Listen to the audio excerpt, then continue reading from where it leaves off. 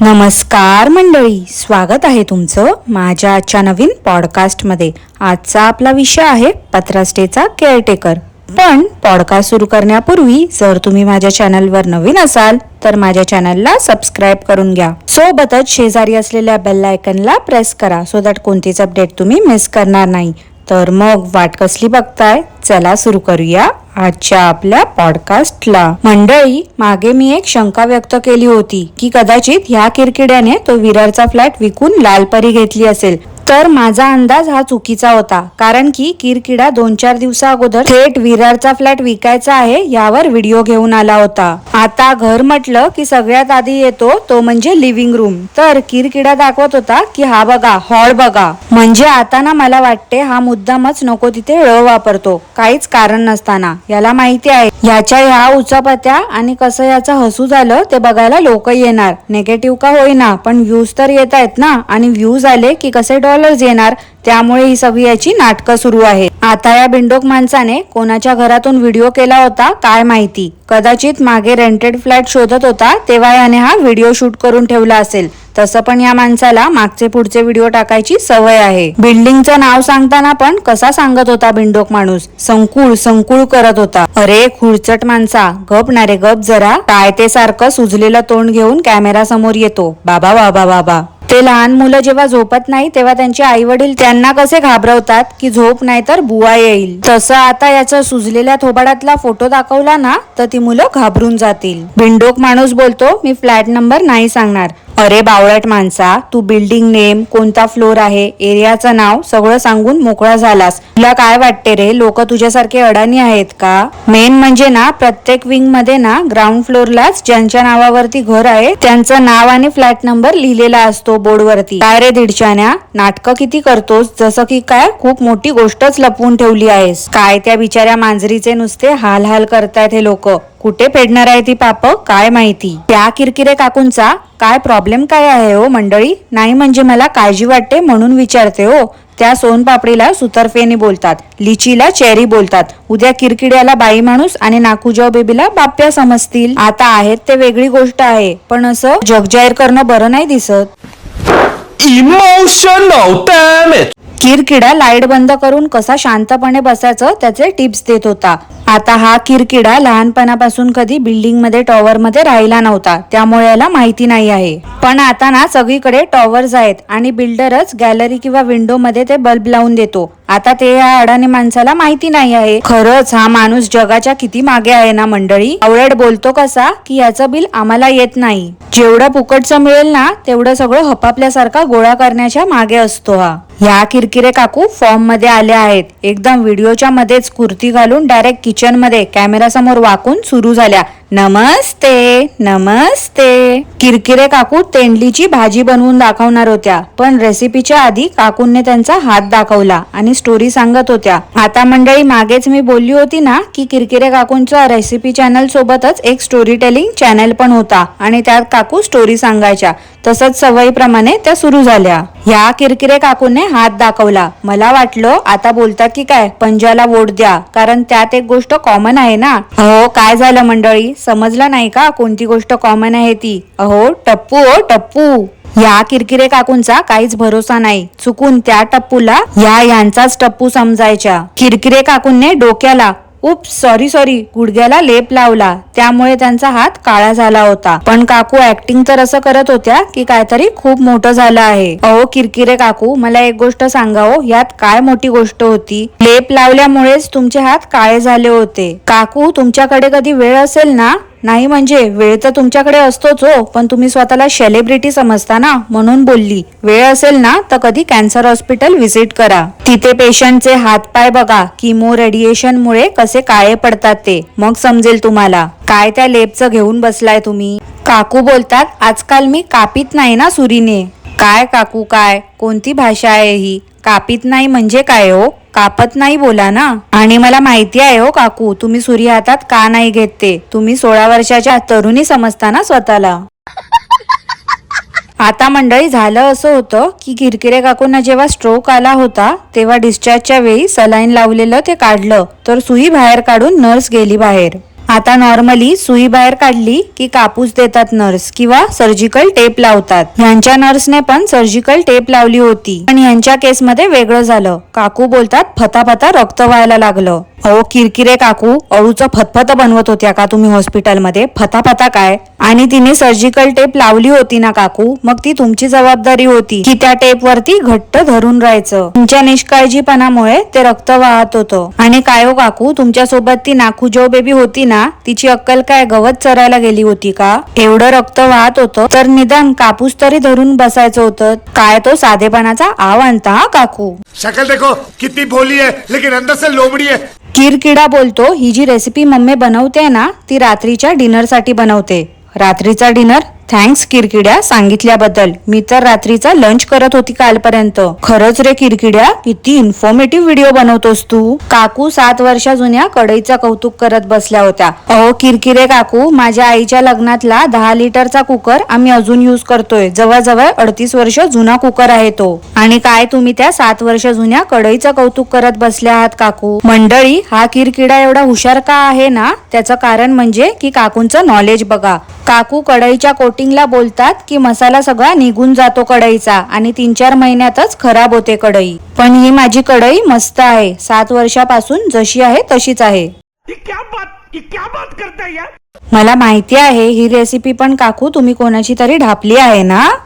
अरे बाप रे, ये तो धोती खोल रहा है। काकू ते मिक्सर मधला मसाला त्या भाजीत टाकताना बोलतात की हाताने टाकायचा सगळा मसाला, म्हणजे कसं हाताची सगळी चव उतरते भाजीमध्ये। अहो किरकिरे काकू, तुमची सुनबाई माहिती आहे ना कुठे कुठे हात लावते, आणि तिने जर खाजवून बिजवून कुठे कुठे हात लावून त्या रेसिपी बनवल्या ना की तिच्या हातासोबतच अजून कसली कसली चव येईल ना त्या जेवणाला, काय माहिती।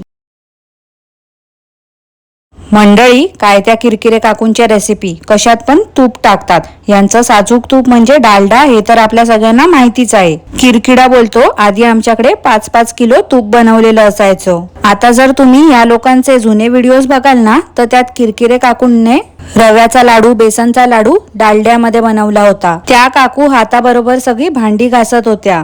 खरं तर काकू भांडी घासत नव्हत्या, नुसतं पाण्याखालून धुवून घेत होत्या। पण काल परवाच हा किरकिडा बोलला होता की हा मम्मी आणि ढाई काकांना भांडी घासायला देत नाही। काय रे किरकिड्या, काय झालं मग? नाही तर नाहीच असलं पाहिजे ना, मग ते घासणं असू देत किंवा पाण्याखाली धुणं असू देत, नो मीन्स नो असते। बात तो सही है।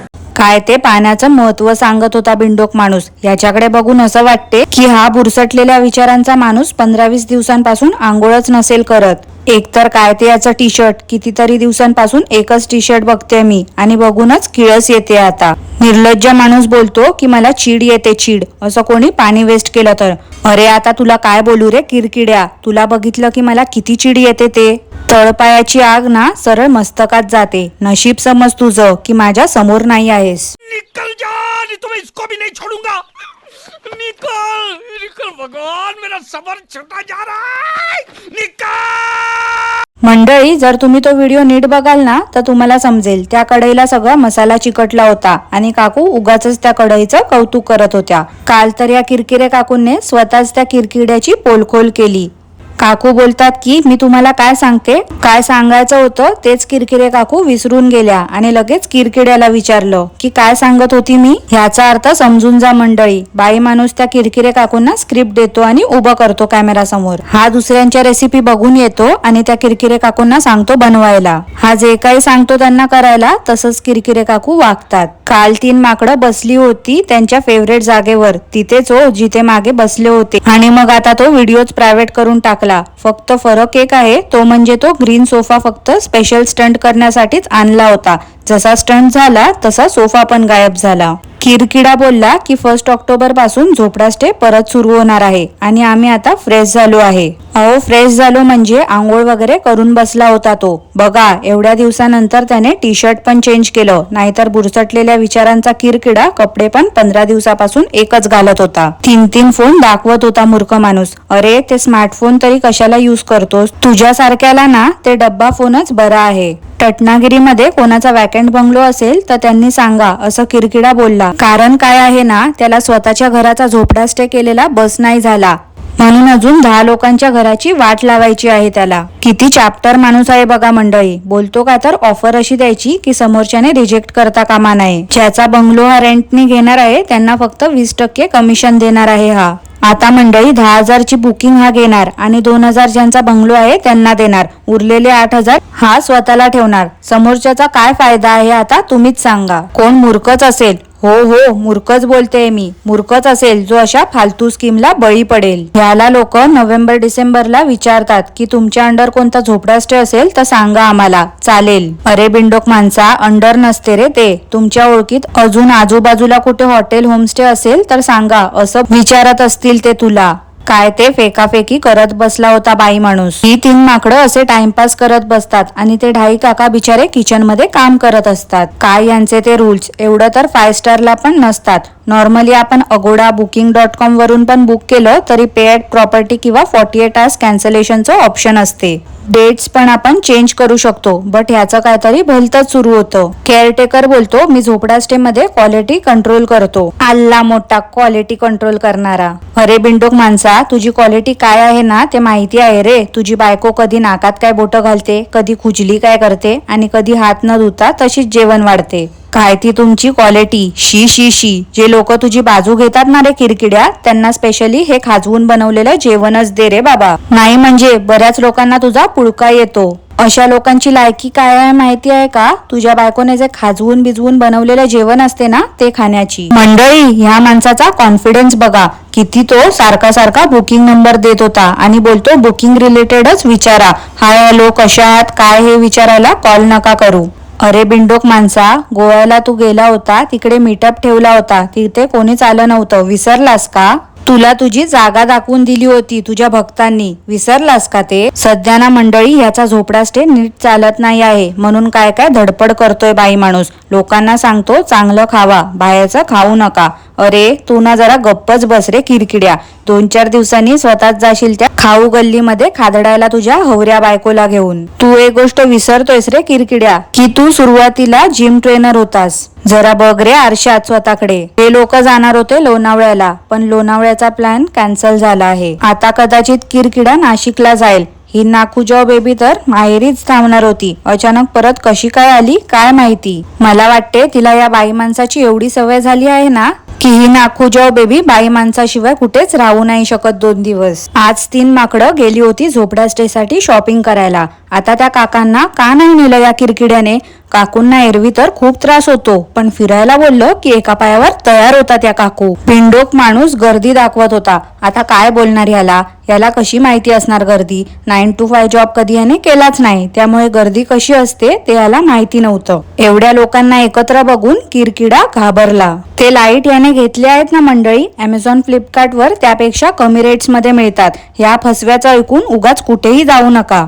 ह्या किरकिड्याला ना नुसतं वळवळण्याची सवय आहे त्यामुळे कॉन्टेंट साठीच हा तिथे गेला होता. खरं तर हा माणूस ना जगाच्या मागेच आहे आणि मागेच राहणार आहे कायम. काय बावळट माणूस आहे ना हा किरकिडा. त्या किरकिरे काकू केळं खात होत्या तर स्वतःच्या हातातलं अर्ध खाल्लेलं केळं दाखवतोय कॅमेरा समोर. आता याचं अर्ध खाल्लेलं केळं बघून काय करायचं लोकांनी. म्हणजे काय पण दाखवत असतो बावळट. आता आर्टिफिशियल झाडं घेऊन चाललाय कोणाला तरी गिफ्ट द्यायला. 30-40 रुपयाला ते घेतलं असणार याने. हे लोक जेव्हा घरी आले तेव्हा ते ढाई काका बिचारे एकटेच बसले होते. 3 बायका जेव्हा फालतूची बडबड करत होत्या ना तेव्हा त्या ढाई काकांचे एक्सप्रेशन्स बघा मंडळी. त्या काकांनी डोक्यावरती हात ठेवला होता आणि कॅमेराकडे बघत होते पण ह्या बायकांनी त्या काकांना घेतलं नाही. वॅगनार आणि सिलेरियोला पण सेम गाड्या आहेत बोलतो हा बावळट माणूस. अरे किरकिड्या झेडमटला जा तू लगेच. तुझ्या साबुदाणा वडा आणि चटणीसाठी ना प्लेट आल्या आहेत मस्त 30-40 रुपयामध्ये. जा पटकन जा घेऊन ये त्या प्लेट्स. मंडळी ही नाकूजाव बेबी किती चिंदी आहे बघा. हिच्या फोनमध्ये साधं फोन पे जीपे नाही आहे. पूर्ण दुनिया कॅशलेस झाली आहे आणि ही अडाणी बाई त्या किरकिड्यावर डिपेंड आहे. मला तर वाटते ही आयब्रोज किंवा फेशियल करायला जात असेल ना तर हा बाई माणूस तिच्या पाठीपाठी जात असणार. हो पैसे द्यायला हो मंडळी. किंवा या बाई माणसाला वाटत असेल की ती नाकूजाऊ बेबी पैसे तिच्या माहेरी देईल म्हणून हा तिच्याकडे पैसे देत नसेल. ह्याच्या एवढा चिकटा माणूस ना मी आजपर्यंत बघितला नाही आहे. आता काय बोलायचं या किरकिड्याला तुम्हीच सांगा मंडळी मला कॉमेंट करून. आणि आजचा पॉडकास्ट मी इथेच थांबवते. आजचा पॉडकास्ट तुम्हाला आवडलं असल्यास लाईक करा, शेअर करा, चॅनलला सबस्क्राईब करायला विसरू नका. सोबतच शेजारी असलेल्या बेल आयकनला प्रेस करा सो दॅट कोणतीच अपडेट तुम्ही मिस करणार नाही. धन्यवाद.